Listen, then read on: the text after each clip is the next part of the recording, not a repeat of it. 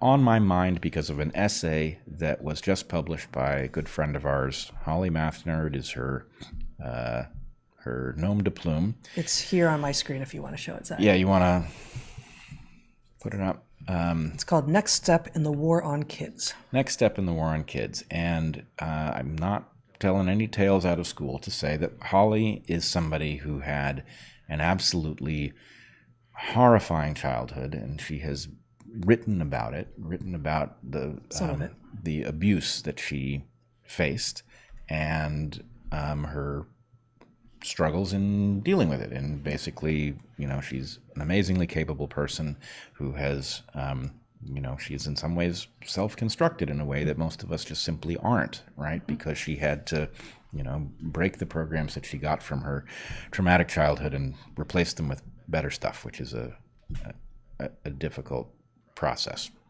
In any case, she has been very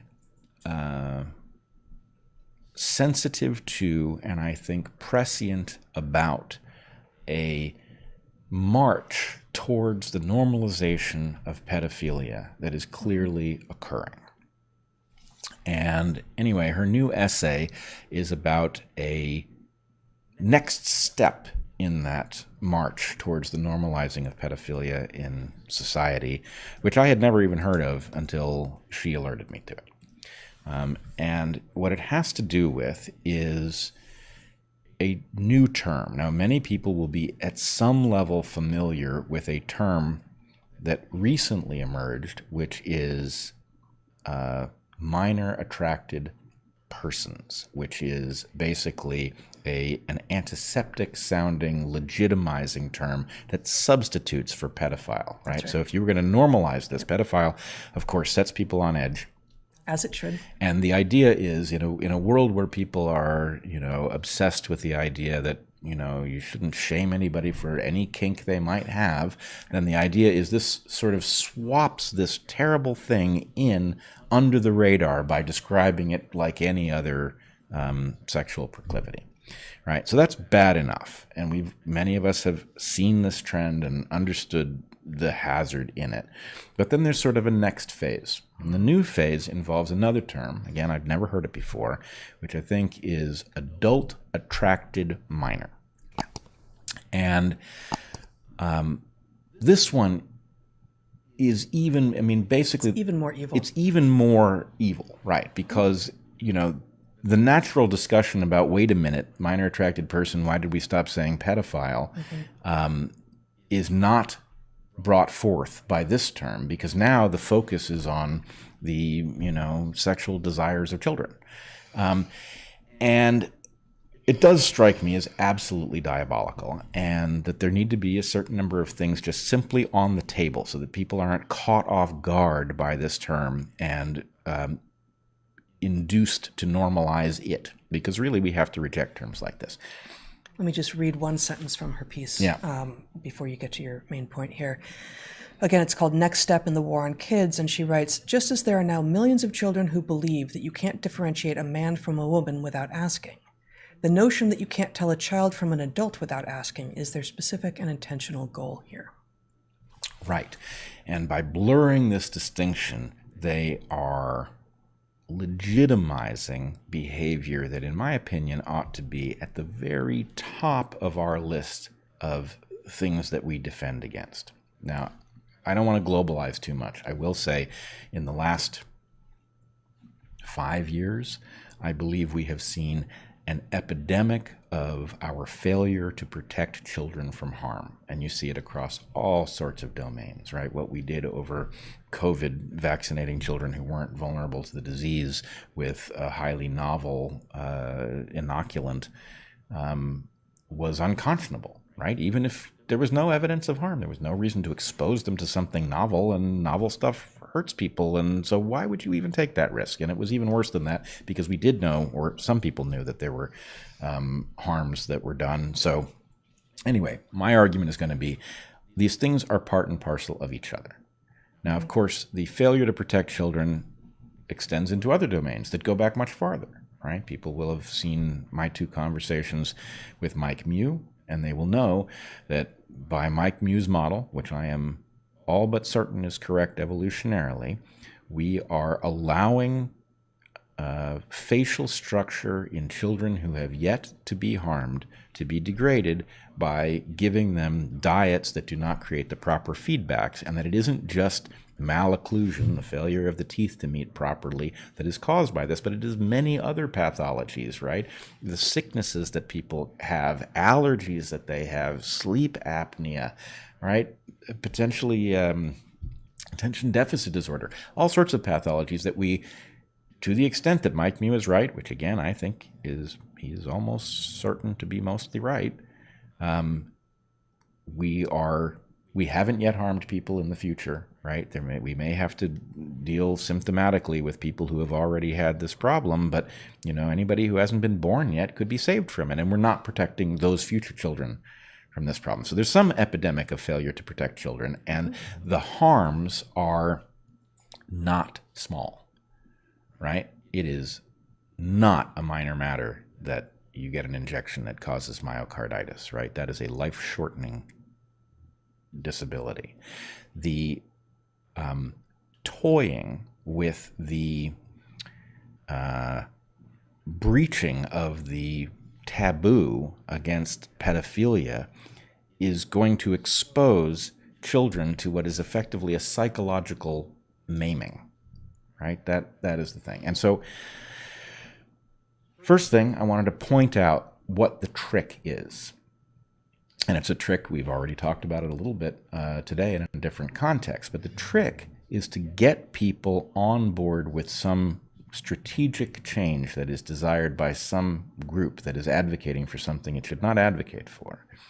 But to get people who don't have a dog in the fight on board by... people who just want to do the right thing. Right, people who want to do the right thing.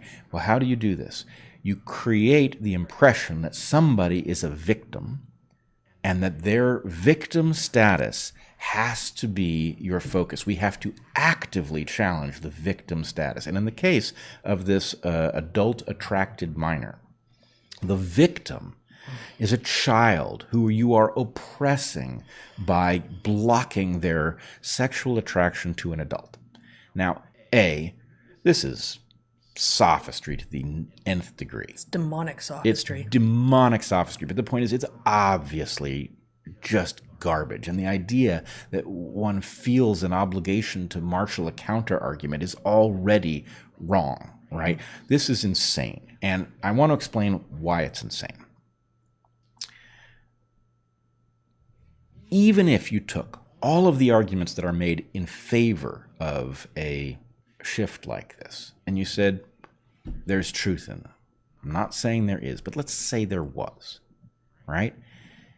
You still cannot be certain that the change you are contemplating is not going to do massive harm to many, many children who have yet to be harmed by this. In other words, the precautionary principle, even taken at its, its lightest measure, still requires you to forbid us to play with this boundary, right?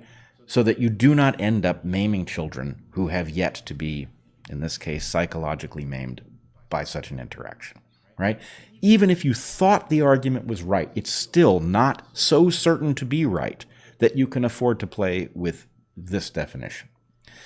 Okay, so that is me granting way more than I should. Even if the argument was right, it's still dead on arrival in any decent society that understands that its top obligation has to be to protect children from harm that hasn't happened to them yet, right? That's right. That should be our top priority, and the fact that we keep falling down on that obligation across different domains ought to have us on high alert. We are screwing this up, and we have no right to screw it up. This, a society that fails at this will fail, period, right? You don't protect the young, you're cooked. So, okay. Now, let me step back and talk about this actual claim, right? Because I think, it couldn't be more ludicrous. I mean, again, I'm going to jump in and say I don't like sophistry, ludicrous. It's grotesque. It's evil. It's demonic. It's demonic, as I also said. Go on.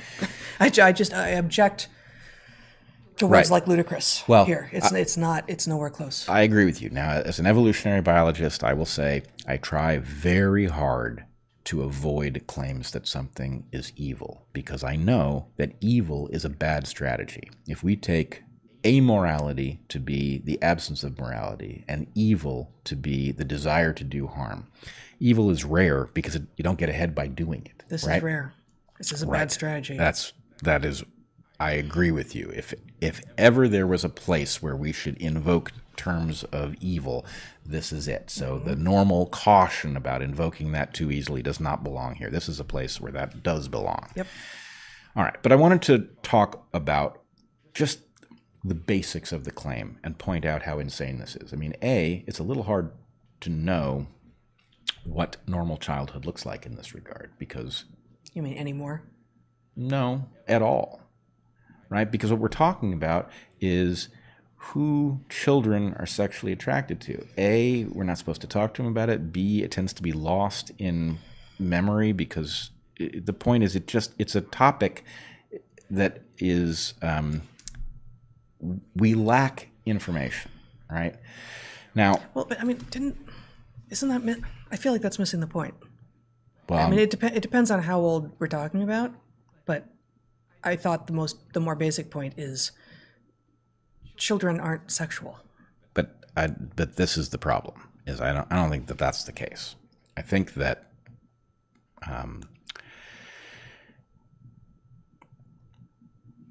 it is inevitable, given what a human being is and how a human being is programmed to be successful as a human being, that all of the programs that eventually have an adult manifestation have a prototype version in children that then gets refined. Okay? Fair enough. And so I will just, this is weird, but, I believe, as far as I know, I am a normal human male, right? The evidence for this is actually pretty good.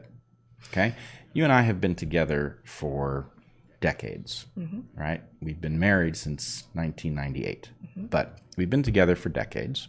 We have 2 well-adjusted children. We have not gotten exasperated at each other and gotten divorced, right? Well, the first, but not the second. Right. That was needed parentheses to unite those 2 things. The exasperation we have felt to each other has not produced a divorce, right? And so anyway, all of those indications are, I think, pretty strong that, I am not unusual in my adult human maleness, right? Now, I did, maybe it's quite a setup. I know, it's quite a setup. Well, I did a little back of the envelope calculation. More math? It's not going to be more math. No, it is more math. Oh, boy. And it turns out... Because the math is not going so well today. No, I think you'll like this. Okay. And I think you will validate that the math is excellent. Okay. Here we go. This is potentially an argument for how I might be a little unusual. You're a little unusual.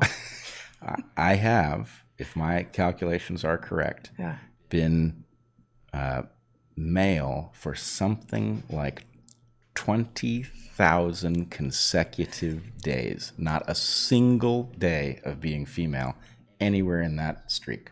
You didn't wake up and were like, maybe I'm 40% female today.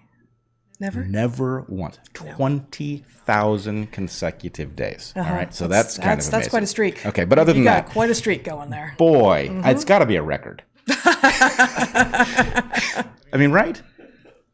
Okay, so said the guy who works on Lifespan. I feel that it should be a record. Do you? Yes, I do. Yes. Okay, but that's further evidence that you're male. Right. That's what I'm saying. Yes. Okay. Quite male. Okay. But here's the thing. I do not know how normal my sexual development was. Okay. But I do remember as a very young person, like probably 5 or 6, right? I remember being attracted to, 20-somethings, a teacher, a babysitter who was particularly nice looking and kind or whatever. I remember an attraction, and I know for sure it was a sexual attraction, but It was vague, completely vague. Right. I had no idea what that was even about. Had no concept. It was just like, desire of some kind, right? Yeah. I don't know how normal that is. I don't know if the distinction is between males and females. It may be that females don't normally feel that at that age and males do. But it's not shocking that it would be. Well, and there are, we have a word that we have, which I think you just used as well, is crush. Yeah. Right? So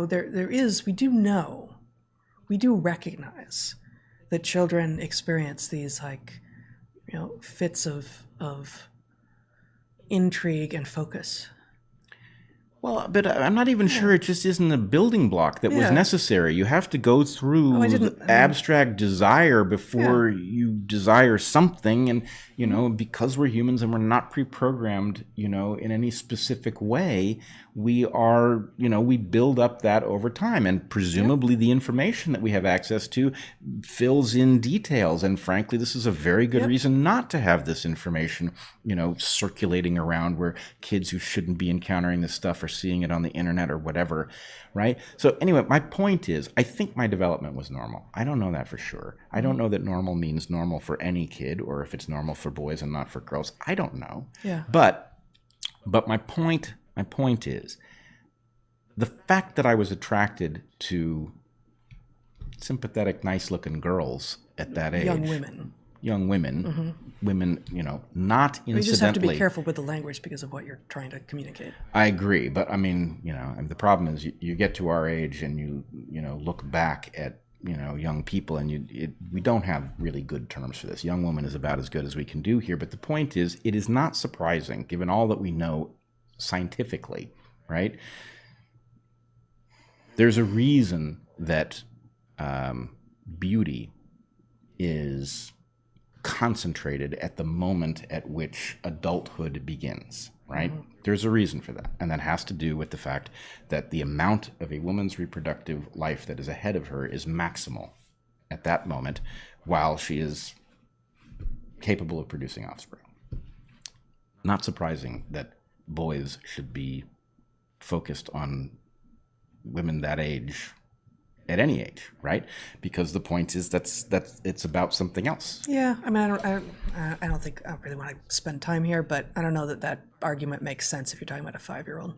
No, I think it makes sense because the point is the 5-year-old is going to keep building up some model of what sexuality is until it's actually plausible to interact. And the point is it doesn't make sense to keep look, I had crushes on girls my age, but that vague attraction that I didn't know what it was at the time was focused on something else. It was, frankly, it's about sex, it's about reproduction. And so not terribly surprising that it would have that focus. And anyway, my only point is there is no argument in the world that those desires, vague as they are in a normal child at that age, should be met with reality. That's not what they're for, right? In which case, I see now where you've gone, in which case this is precisely analogous to the child who wakes up and says, I am Batman, should not be taken seriously. You might indulge him his fantasy for the day. You might let him go to school dressed as Batman. Yep. The child who wakes up and who is a boy and says, I am a girl, should not be taken as reality. Yep. And the child who has such a feeling towards an adult probably doesn't announce it. So it's right. So it's different, and then this is probably not something that becomes public, but is part of a fantasy scape of development, which is about the child progressing towards adulthood, and which should not interface in any way. Must not interface in any way with the adult world, adults and their behavior, and adults making decisions about what they can or cannot do with or to children. Right, and actually, it occurs to me now that there's another example. I remember we were at a party at a colleague's house. You sure you're allowed to tell this story? Yeah. Okay. Yeah, I know where you're going. Yeah, okay. I will purge identities. I don't think they're important to the story. Okay.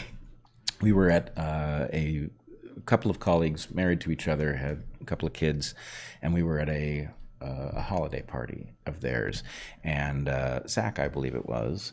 I thought you were purging identities. Oh, Zach, I can make it right with him later. But anyway, Zach at one point must have been. He was 5 or 6. Yeah, he was 5. And the daughter of one of the people there was 14, 15. Yeah. Mm-hmm. And Zachary was gazing up at her. Sweetly.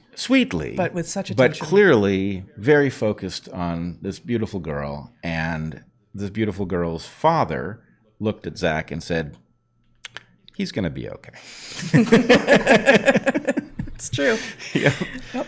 Anyway, there's nothing wrong with that story. Mm-hmm. It's a good story, right? Yeah, well, you're welcome. But anyway, look, the whole thing, I don't know how much we know about what normal looks like. Yeah.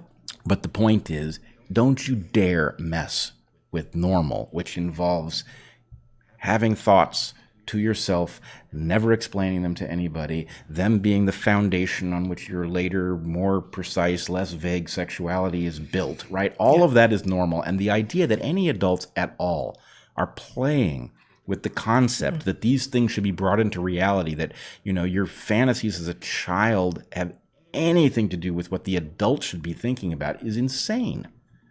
Again, insane is too gentle. Yeah, it is. It is. And so, well, maybe that's just the punchline of this is no matter what you think, no matter whether you hear an argument that you think has some merit, no argument that you could possibly marshal in this space is sufficient to overcome the burden of what we don't know and the damage that we absolutely do know can come from this, right? Pedophilia, no fucking way.